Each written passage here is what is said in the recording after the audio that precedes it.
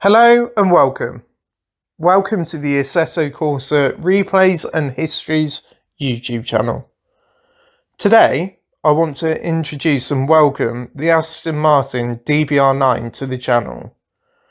The Aston Martin DBR9 is considered one of the GT1 regulation's most evocative cars, and often, at times, being a match for the Corvette C6R in America and Maserati MC12 GT1 in Europe. If you haven't seen my introduction to the Ferrari 550 GTS GT1, please watch that.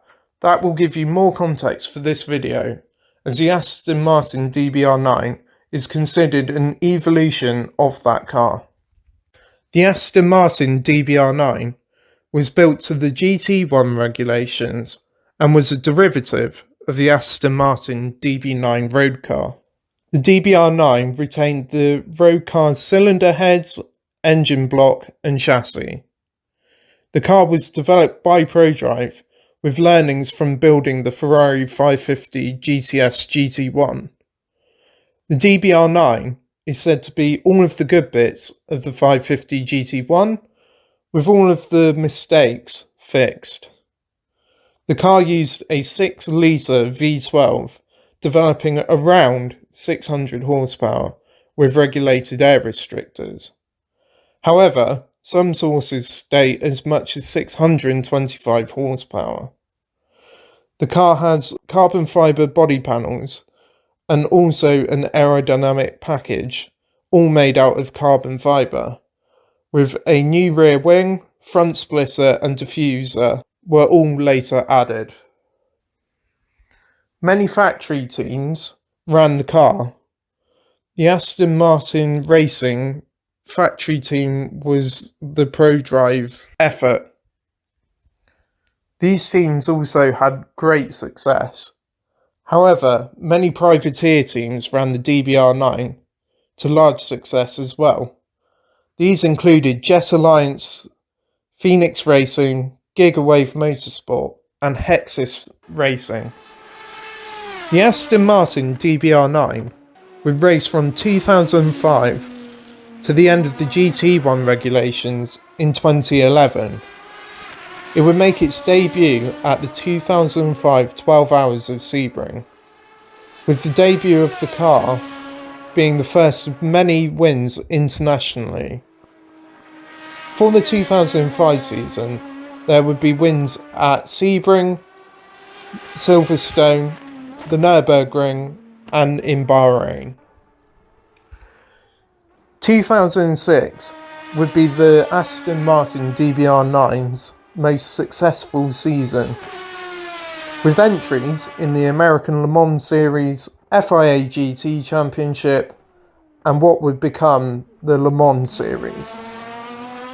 The car would have 10 wins that season. Wins would be achieved at Lime Rock Park, Salt Lake City, Mossport, Petit Le Mans and Laguna Seca in the American Le Mans Series. Wins would also be achieved at Mugello and Dubai in the FIA GT Championship. And further wins would also come at the Nürburgring and Donington Park in the Le Mans Series. 2007 would see Prodrive introduce upgrades to the DBR9. The ACO mandated air conditioning to make the drivers more comfortable. Prodrive would also put a heat-resistant paint on the roof of the cars. 2 vents in the bonnet were removed that were being used for cooling.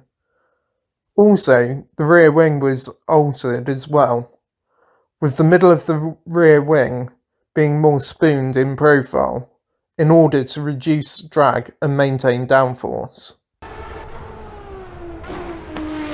2007 would also see the DBR9 take its first of 2 wins at Le Mans in the GT1 class.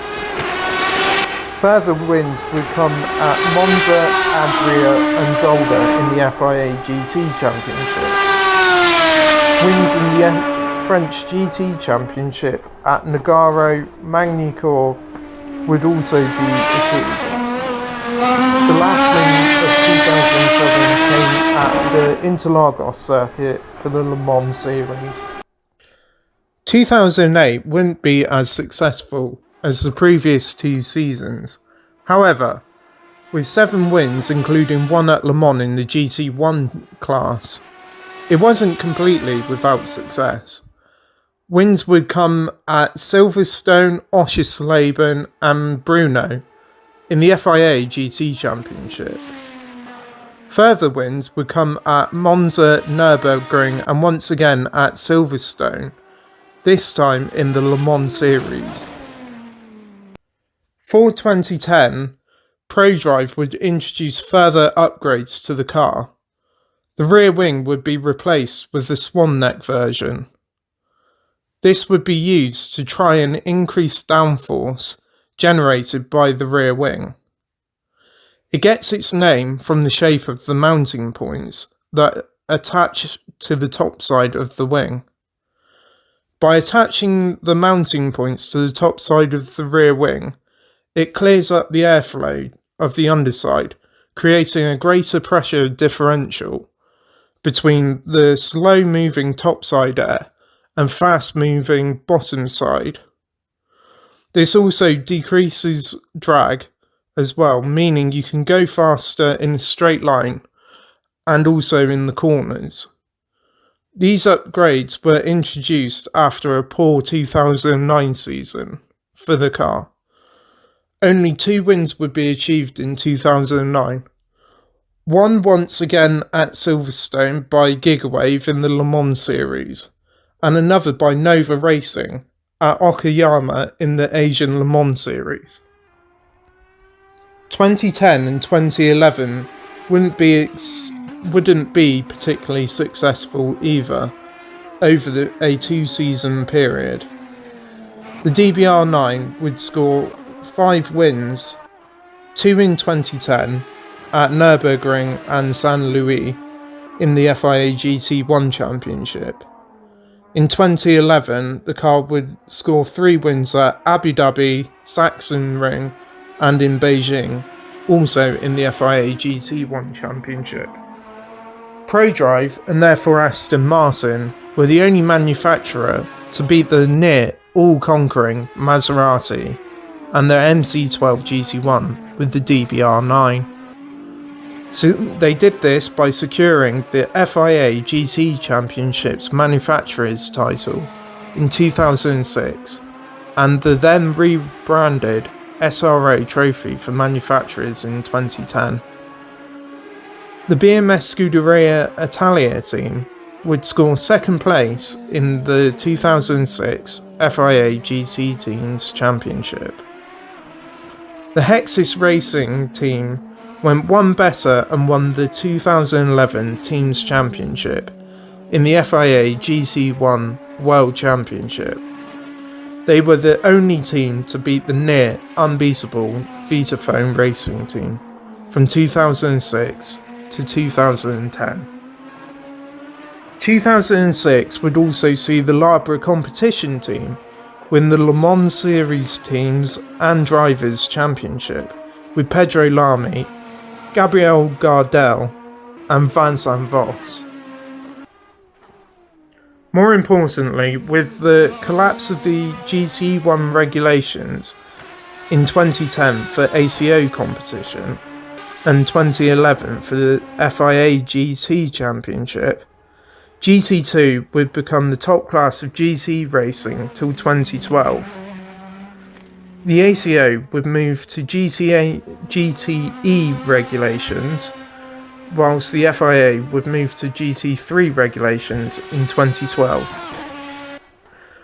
Due to the economic global recession of 2008, teams could no longer afford to race in the top class of GT racing, the GT1s. In the American Le Mans series in 2010, only Corvette had GT1 cars, and they retired their C6R Z06 GT1s after the 2010 Le Mans 24 Hours. The Aston Martin DBR9 would also make its last appearance at Le Mans in contemporary racing at that very Le Mans as well. 2011 would see the DBR9 and the GT1 regs last hurrah in the FIA GT1 World Championship. However, this is not the end of the story for the DBR9. In more recent years, Masters Historic Racing and Prodrive have set up racing series for GT1 class cars to compete in 2018 and 2019 respectively. Many DBR9s regularly compete and often win at these historic events, recreating past battles of yesteryear with their contemporaries.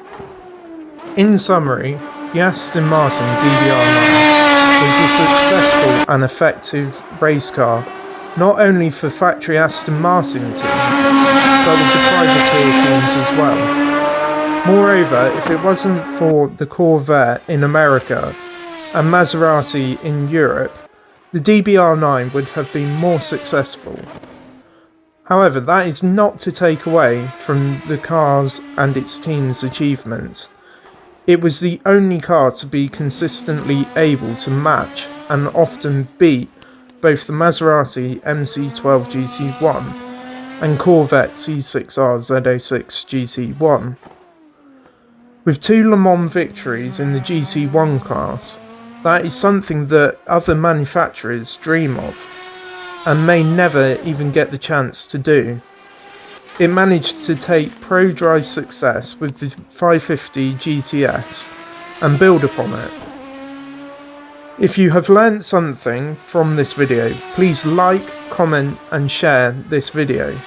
Subscribe for more informative videos regarding motorsports history. Thank you for watching. Goodbye.